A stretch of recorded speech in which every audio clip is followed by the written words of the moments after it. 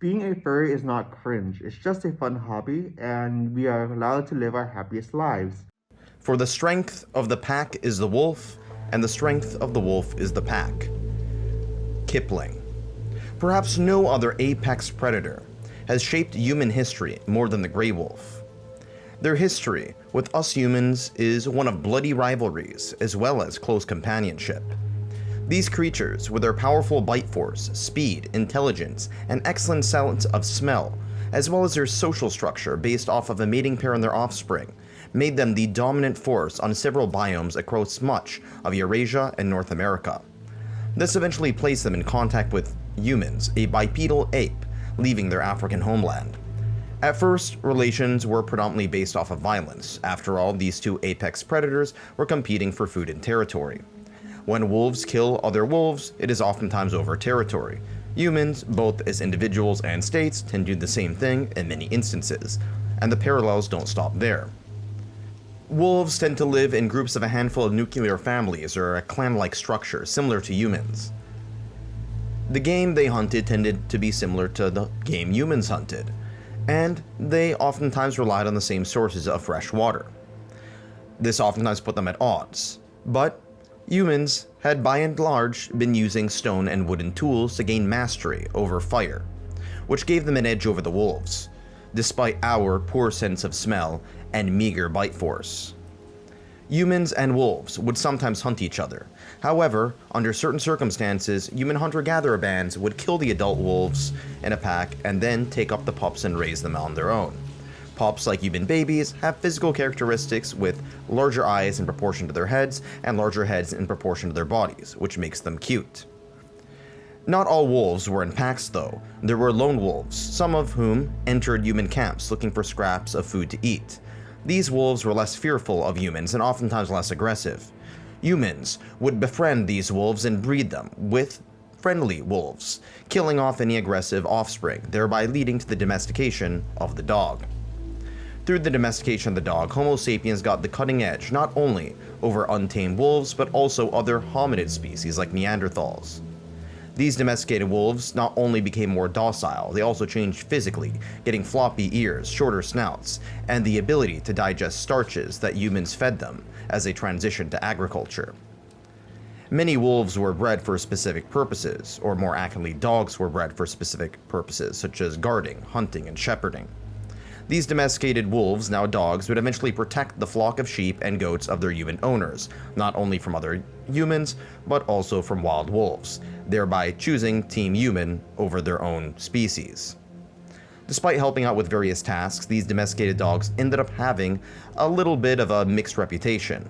Sometimes they would attack humans and livestock, and there were also various pathogens that wolves and dogs spread, namely parasites like ticks and fleas. Diseases, namely rabies, which if not treated could become a death sentence, were also a major cause of concern. It was only after the rabies vaccine by Louis Pasteur in which the fear declined. But this would be several thousand years later. As human societies became more complex, the line between dog and wolf was solidified, and wolves remained a beast to be both respected and feared, not a companion at home. Like many other powerful aggressive animals like lions, tigers, eagles, etc., wolves became a fixture of various tales in human culture, namely in the temperate world where they were the most common. Their territorialism and aggression made the Romans associate them with the god of war, Mars, which while fitting is a bit strange since Mars was ripped off from the Greek god of war Ares. However, the ancient Greeks before the Romans associated wolves with Apollo. Apollo was not the god of war, but rather light and music. Greeks would incorporate wolves in their moral tales, such as those by Aesop, the most famous of which is The Boy Who Cried Wolf. The most famous story involving a wolf outside of The Boy Who Cried Wolf is quite possibly the foundational myth of Rome, in which the brothers Romulus and Remus, descendants of Aeneas, the leader of the refugees of the Trojan War, were abandoned as babies but raised and suckled by a she-wolf, Lupa. To the north of the Roman Empire, and a few centuries later, there would be the Germanic Norsemen of Scandinavia, living along the winter forests of Europe, and would have oftentimes interacted with wolves, and as a result, wolves played a major role in their mythology, both as friends and foes. The leader of the Norse gods, Odin, had two pet wolves, Geri and Freki, which I'm mispronouncing. On the other end of the spectrum were not so much companions, but rather a major enemy, Fenrir, a wolf birthed from the giantess who was the son of Loki. Fenrir would eventually kill Odin at the Battle of Ragnarok. The Mongols believed themselves to trace their lineage to a meeting between a female deer and a wolf. Scientists have yet to confirm this. Wolves also played a significant role in temperate climates on the other side of the world, namely in various Native American tribes.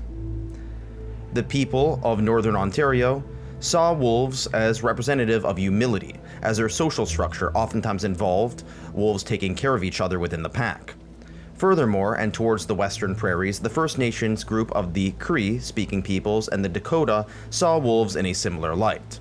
However, the Navajo people of the Southwest viewed wolves in a more negative light, representing the dark, animalistic side of human behavior. They believed that witches could transform into wolves. Speaking of transforming into wolves, werewolves were common in European folklore before contact with Amerindians, as was common in Germanic folktale traditions. With the spread of Christianity throughout Europe and later many other parts of the world, negative depictions of wolves became more common. Given the fact that Christianity traces back to Judaism, and Judaism was a religion popular among the shepherds of the Levant Iron Age Jews, wolves were almost always depicted in a negative light, as the hunters of innocent sheep. If the Lord is thy shepherd, then the false messenger is probably, a wolf in sheep's clothing. Islam also has depicted wolves negatively. The Quran references wolves as symbols of violence and death.